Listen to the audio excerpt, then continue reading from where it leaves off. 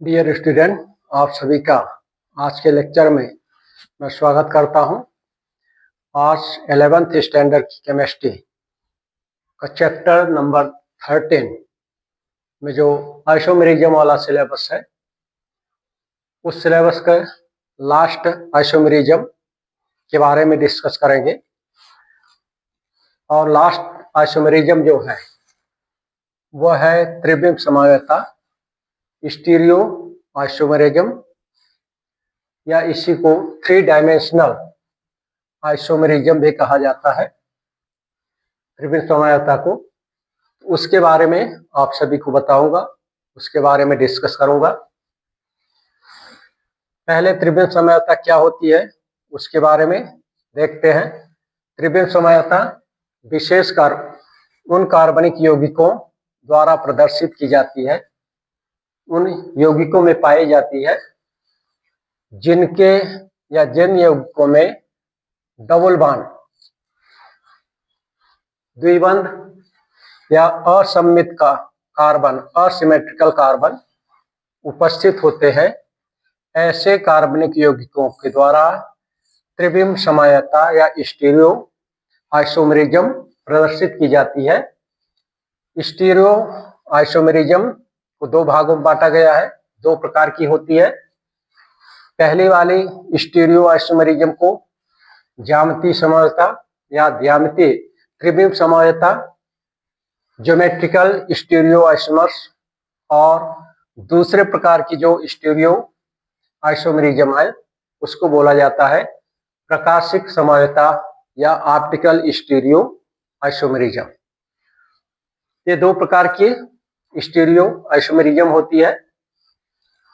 Stereo isomerism is a type of isomerism in which compound have same molecular formula, same structural formula, but the dimensional, 3 dimensional का मतलब 3 dimensional arrangement of the atom or group, वो group functional group भी हो सकता है, वह group radical भी हो सकता है।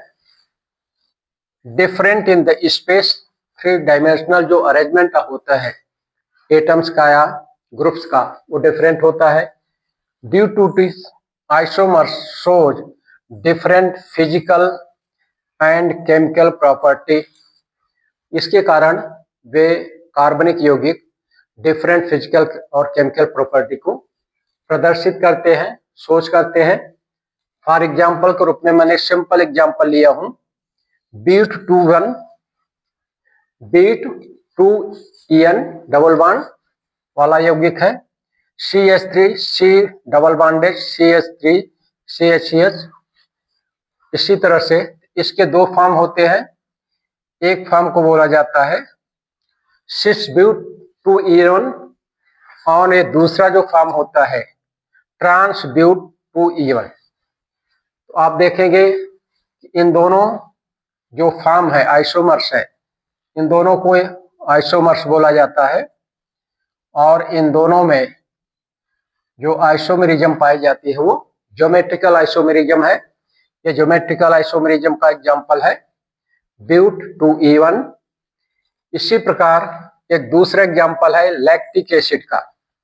लैक्टिक एसिड का फार्मूला ज्यादातर हम आप सब इस पढ़ते हैं, CH3 CHOH COOH। इसके 2 फॉर्म होते हैं।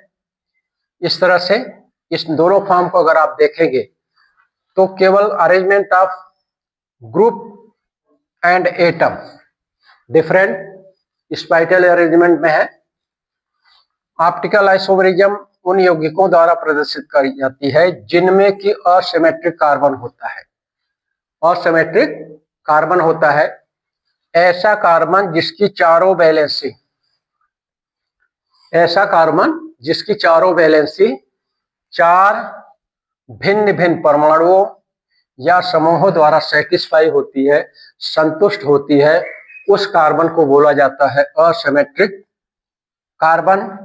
अगर इसको आप देखें, इस कार्बन को, तो इसकी एक वैलेंसी OH ग्रुप से सेटिस्फाई है, दूसरी वैलेंसी COOH ग्रुप से सेटिस्फाई है, तीसरी वैलेंसी हाइड्रोजन एटम से सेटिस्फाई है और चौथी वैलेंसी मेथिल रेडिकल से सेटिस्फाई है, लिंक है।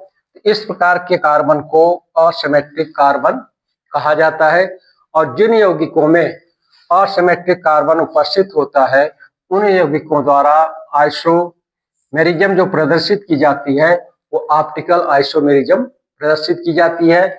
यह आइसोमेरिज्म भी त्रिविम समयता का ही पार्ट होता है।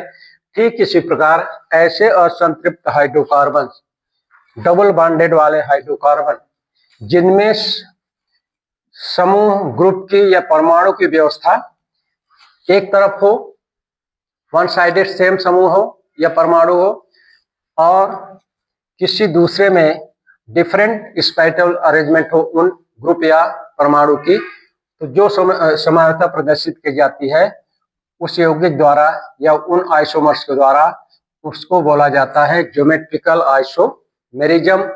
ज्योमेट्रिकल आइसोमेरिज्म भी त्रिविम समयता का ही पार्ट होता है। इस प्रकार समयता संबंधित जो भी लेक्चर थे वो आज समाप्त हो गए। इतने प्रकार की समयता होती है। त्रिविम समयता में दो प्रकार की समयता आपको पढ़ना पड़ेगा, geometrical isomerism and lactic optical isomerism. ठीक इसी प्रकार से इसके पहले वाली जो समयता थी स्ट्रक्चरल समयता, जिसमें कि लगभग 6 प्रकार की समयताएं होती है, उनके बारे में आपके सिलेबस में है। तो धन्यवाद my dear student. Next video में पुनः नए केमिस्ट्री के साथ आपसे इंटरेक्ट करूंगा। धन्यवाद।